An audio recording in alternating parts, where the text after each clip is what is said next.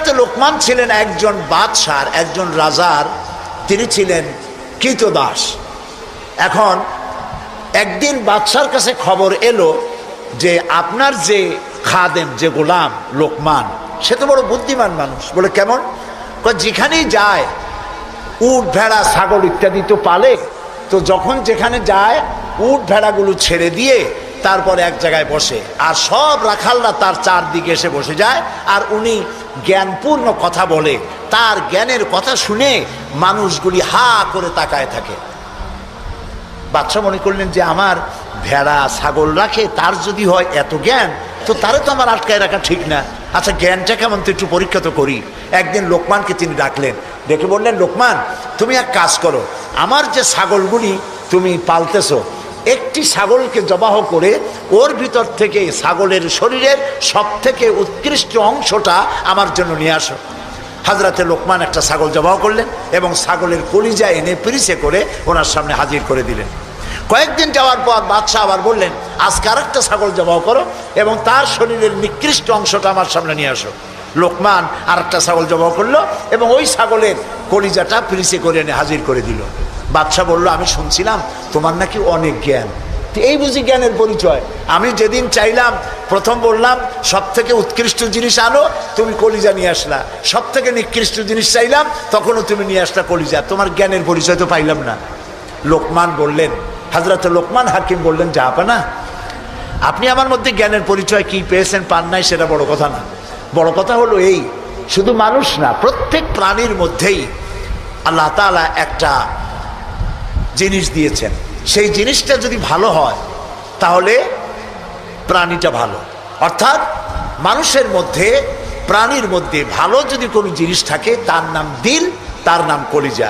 আর খারাপ যদি কোনো জিনিস থাকে তার নাম দিল, তার নাম কলিজা। এখন লক্ষ্য করুন, লোকমান যে কথা বললেন 1000 বছর আগে, নবী করিম সাল্লাল্লাহু আলাইহি সাল্লাম 1000 বছর পরে পৃথিবীতে এসে সেই একই কথাই বললেন। একই কথাই বললেন। রাসূল কি বললেন? আল্লাহর নবী বললেন, ইন্না ফিল জাসাদে মুদগাতান, মানুষের শরীরের মধ্যে এক টুকরা গোশত আছে। গোশত টুকরা ভালো, গোটা শরীর ভালো। গোশত টুকরা খারাপ, গোটা শরীর খারাপ। আলা ওয়াহিয়াল কালব, সেটা হলো হৃৎপিণ্ড, সেটা হলো কলিজা। তাহলে লোকমান যে জ্ঞান পাইছিলেন, যে জ্ঞানের দ্বারা তিনি এই কথা বললেন, সেই জ্ঞানটা কার ছিল? বলেন কার? আর রাসূল যে জ্ঞান পেয়েছিলেন সেই জ্ঞানটা কার? কাজী আল্লাহর পক্ষ থেকে যে জ্ঞান আসে সেই জ্ঞানের কথা একরকম হয়, কিন্তু বুদ্ধিজীবী, দার্শনিক, তাদের কথা এক হয় না। মুসলমানকে আল্লাহ পাক শেখাচ্ছেন, কুল ইন্না সালাতি ওয়া নুসুকি ওয়া মাহইয়ায়া ওয়া মামাতি লিল্লাহি রাব্বিল আলামিন। পড়েন আমার সাথে, কুল ইন্না সালাতি ওয়া নুসুকি ওয়া মাহইয়ায়া ওয়া মামাতি লিল্লাহি রাব্বিল আলামিন। আল্লাহ পাক বলেন, বলো। কাদেরকে বলতেছেন? আমাদেরকে। কাদেরকে? বলো, বলো। ইন্না সালাতি, নিশ্চয়ই আমার নামাজ, ওয়া নুসুকি, আমার কুরবানি, ওয়া মাহইয়ায়া, আমার বেঁচে থাকা, ওয়া মামাতি, আর আমার মরে যাওয়া, কার জন্য? লিল্লাহি রাব্বিল আলামিন। সব কিছু পরওয়ারদিগার, তামাম বিশ্বের, তামাম জাহানের পালনেওয়ালা রব, তার জন্য আমার বেঁচে থাকা, আমার মরে যাওয়া, আমার নামাজ, আমার কুরবানি, সব কার জন্য? চিল্লায় কোন কার জন্য? আল্লাহ পাকের জন্য। এই কথাই আল্লাহ পাক বলছেন, উদখুলু ফিস সিলমি কাফা, পরিপূর্ণরূপে ইসলামের মধ্যে দাখিল হয়ে যাও। একটু আধটু না। রাজনীতিতে তুমি রাজনীতিতে যাবা আমেরিকার দিকে, গণতন্ত্রের দিক থেকে যাবা আমেরিকার দিকে, রাজনীতির দিক থেকে যাবে তুমি ব্রিটিশের দিকে। এর নাম মুসলমান না, এগুলোর নাম মুনাফিক। এগুলোর নাম কি? যারা বলেন নাম কি? তোমাকে যেতে হবে মক্কা মদিনা হতে হবে। কোন পন্থী? মক্কা মদিনা পন্থী হতে হবে। উদখুলু ফিস সিলমি কাফা, পরিপূর্ণরূপে ইসলামের মধ্যে দাখিল হয়ে যাও। অল্প একটু আধটু দাখিল হলে চলবে না। সুতরাং ধর্ম নিরপেক্ষ হওয়ার কোনো সুযোগ ইসলামে নাই। আছে? আচ্ছা, আপনারা আমাকে বলেন, দুনিয়ায় কোন নবী ধর্ম নিরপেক্ষ ছিলেন? বলেন, একজন নবীর নাম বলেন। একজন নবীর নাম এই বিশাল জনসমুদ্রের কাছে আমি জানতে চাই, একজন নবীর নাম বলুন যিনি ধর্মনিরপেক্ষ ছিলেন। জি নাই। একজন সাহাবীর নাম বলতে পারবেন? তামাম পৃথিবীর সমস্ত আলেম, উলামা, পীর, বুজুর্গ, মুহাদ্দিসিন, মুফাসসিরিন, মুহাক্কিকিন সব একমত, ধর্মনিরপেক্ষ মতবাদ একটি কুফরি মতবাদ। এই মতবাদ আল্লাহর নয়, এটা শয়তানের তৈরি। এটা কার তৈরি? আর ইসলামটা কার? আল্লাহর। ধর্মনিরপেক্ষতা কার? ধর্মের ব্যাপারে নিরপেক্ষ আপনি হতে পারেন না। নিরপেক্ষতাও একটা পক্ষ, নিরপেক্ষতাও একটা পক্ষ। ওরা সরাসরি বলে না, সাহস নাই সেই জন্য বলে না। কি বলে না? ঠিক তো আন্দাজে কইলেন, আগে না শুনবেন। সরাসরি বলে না, কারণ এদেশে মুসলমান বেশি, সেই জন্য সরাসরি বলে না আল্লাহ নাই, ওইটা বলতে পারে না। বলে যে আল্লাহ আছে, তবে তাদের জায়গাটা একটু সীমাবদ্ধ। কোথায়? এই জাতীয় মসজিদ বাইতুল মুকাররম, তাও তার পাশে যে ফাউন্ডেশন আছে ও দূর আর যাবে না। বাইতুল মুকাররম মসজিদ, অন্যান্য মসজিদগুলি, মসজিদ, খানকা, মাদ্রাসা, এতিমখানা, এর মধ্যে আল্লাহ এবং রসুলকে রাখা হয়েছে। আর বাকি আমার জীবনের বিস্তীর্ণ অঙ্গনে অর্থনীতি, সমাজনীতি, রাজনীতি, স্বরাষ্ট্রনীতি, পররাষ্ট্রনীতি, আমার সেক্রেটারিয়েট, আমার ক্যান্টনমেন্ট, আমার পার্লামেন্ট, এসব জায়গাগুলি আল্লাহর উপরে 140 ভোট করা হয়েছে। রসুলের প্রতি 140 ভোট চালু করা হয়েছে। এখানে 144 ধারা, আল্লাহও ঢুকতে পারবে না, রসুলও ঢুকতে পারবে না। আল্লাহ রসুলকে দুইটা ভাগ করা হয়েছে। আমার নামাজ, রোজা, হজ, যাকাত আল্লাহর কথা মতো, আর আমার অর্থনীতি, সমাজনীতি, রাজনীতি এগুলি হবে আমার নিজের চিন্তা মতো। এই চিন্তা যারা করেন তারা মুসলমান নন, মুসলমান নন, মুসলমান নন, অবশ্যই মুনাফিক। অবশ্যই কি? এবার দেখেন আল্লাহ কি বলে। আমরা তো আন্দাজে কথা বলি না। আমরা কি আন্দাজে কথা বলি? আমাদের দলিল কি? জোরে কন্যা দলিল কি? আমার নবী বলেছেন, মান ক্বালা বিহি সাদাকা। আমার কোরআন, আমার আল্লাহর কোরআন দিয়া যারা কথা বলে, মান ক্বালা বিহি সাদাকা, কোরআন দিয়ে যারা কথা বলে তারাই সত্য কথা বলে। কারণ কোরআন হলো আল্লাহর কিতাব। ওয়ামান আসদাকু মিনাল্লাহি কিলা, আল্লাহর চাইতে সত্যবাদী আর কে হতে পারে? আল্লাহ পাক বলছেন, আফাতুমিনুনা বিবাদিল কিতাবি ওয়া তাকফুরুনা বিবাদ। তোমরা আল্লাহ পাকের কিছু কথাকে মানবে আর কিছুকে করবে অস্বীকার। এটাই তো ধর্মনিরপেক্ষতাবাদীদের কাজ, ঠিক কিনা? তারা নামাজ, রোজা, হজ, যাকাত করে কার কথা মতো? বলেন না কার কথা মতো? কিন্তু অর্থনীতি, সমাজনীতি, রাজনীতি এগুলি আল্লাহর কথা মতো করে না। বরং এই কথাগুলি যদি কেউ বলে যে ধর্ম, রাজনীতি, অর্থনীতি, সমাজনীতি, ইলেকশন, ভোট, নির্বাচন, স্লোগান, সমাবেশ সব হতে হবে আল্লাহর কোরআন অনুযায়ী, তাহলে ওরা বলে এরা হচ্ছে মৌলবাদী, এরা হচ্ছে মৌলবাদী। আর এই কথাগুলি প্রচার করার জন্য তাদের পত্রিকার অভাব নাই। আছে? আজকে আমার সামনে এই মাহফিলে হাজার হাজার লোক আছে, কিন্তু টেলিভিশনের সামনে আছে কোটি কোটি মানুষ, ঠিক কিনা? পত্রিকা 2-4টা পত্রিকা আছে বাংলাদেশে যেগুলি আল্লাহর কথা, ইসলামের কথা মহব্বতের সাথে জীবনের বিনিময়, জীবনের ঝুঁকি নিয়ে পত্রিকায় তারা প্রকাশ করে, ঠিক কিনা?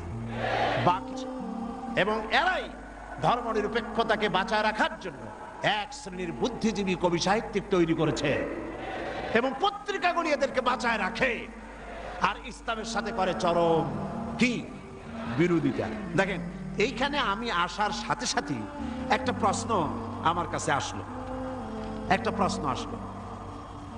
প্রশ্নটা হচ্ছে, সে লোক বলেছে যে ওয়াজ মাহফিলের আমাদের সমাজে এক শ্রেণীর লোক আছে যারা এই বলে জনগণকে বিভ্রান্ত করছে যে সাইদি সাহেব এবং অন্যান্য বিখ্যাত আলেমগণ ওয়াজ মাহফিলের মাধ্যমে প্রচুর অর্থ উপার্জন করছে। এই সকল লোকদের প্রশ্ন হলো, আলেমগণ নবী ওনার নাজিলকৃত কোরআনের আলোচনার বিনিময়ে কোনো অর্থ উপার্জন করছেন কেন?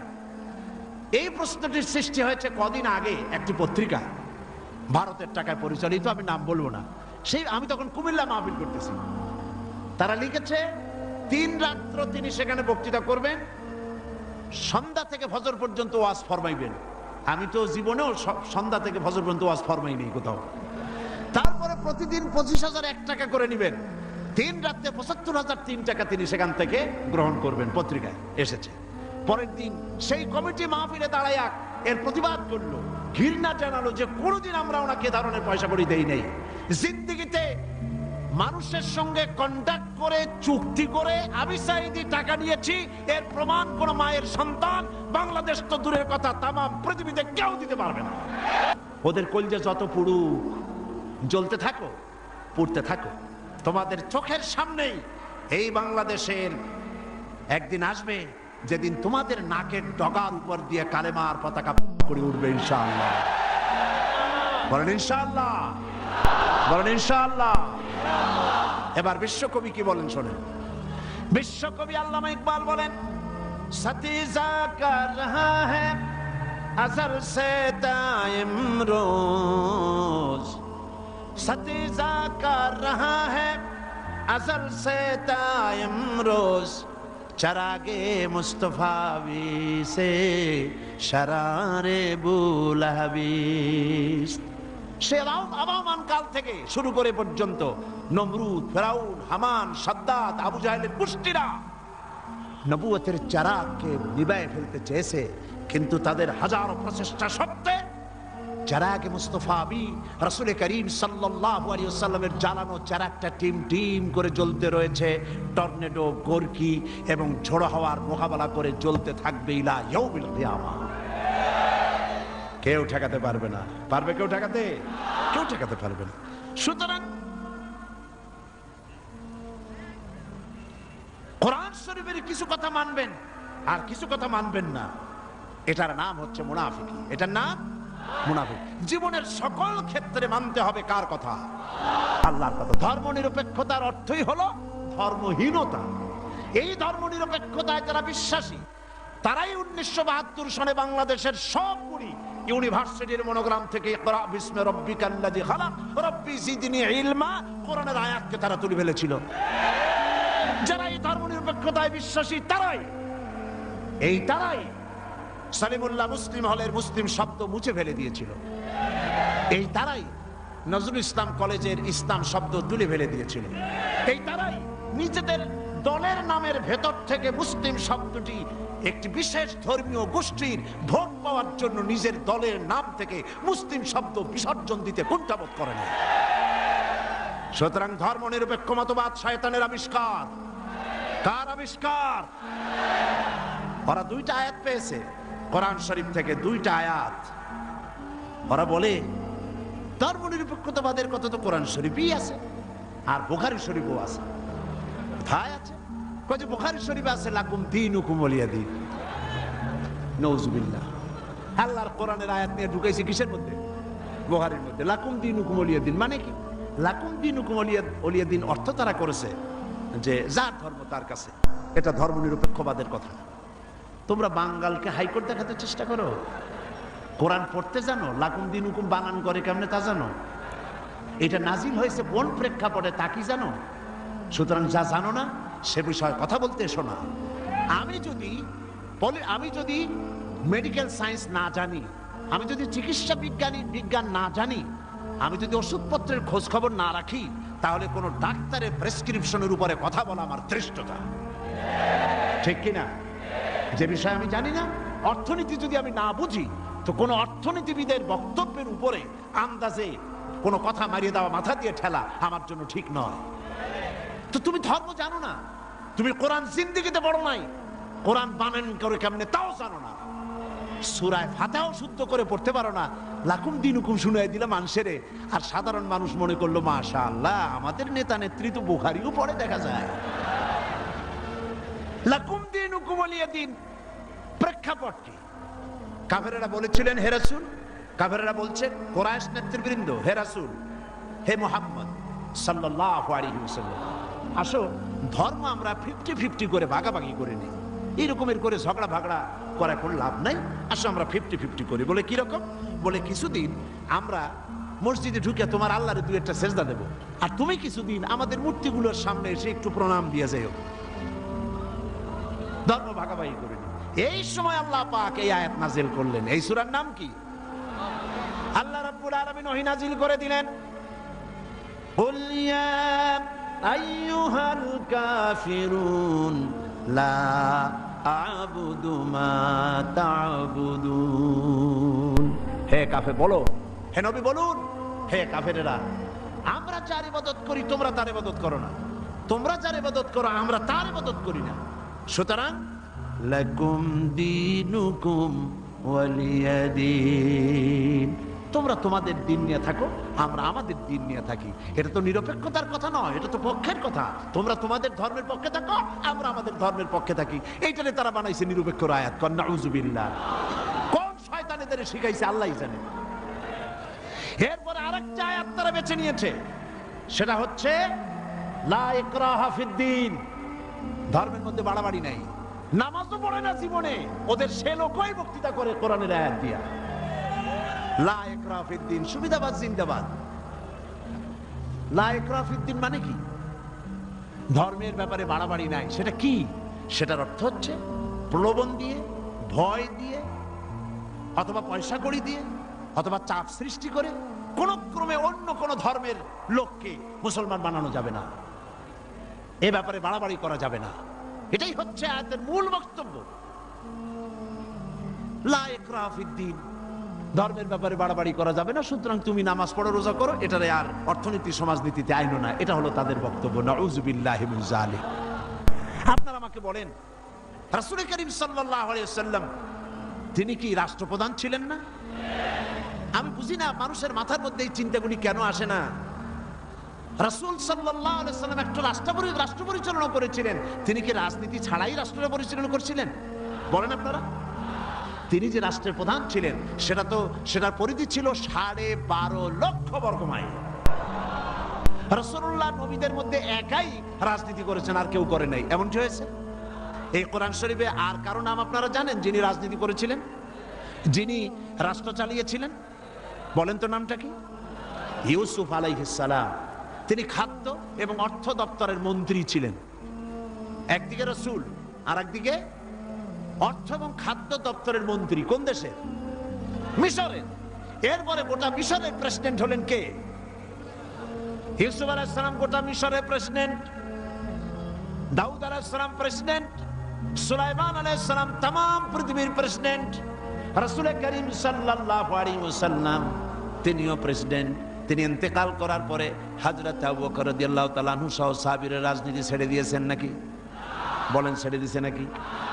হযরত আবু বকর, যার সম্পর্কে রাসূলুল্লাহ বলেছেন तमाम পৃথিবীর মুমিনের ঈমান যদি এক পাল্লায় রাখা হয়, আর এক পাল্লায় যদি আবু বকরের ঈমান রাখা হয়, দুনিয়াবাসী দেখতে পাবে तमाम পৃথিবীর মুমিনের ঈমানের তুলনায় এক আবু বকরের ঈমানের পাল্লাটা ভারী হয়ে যাবে।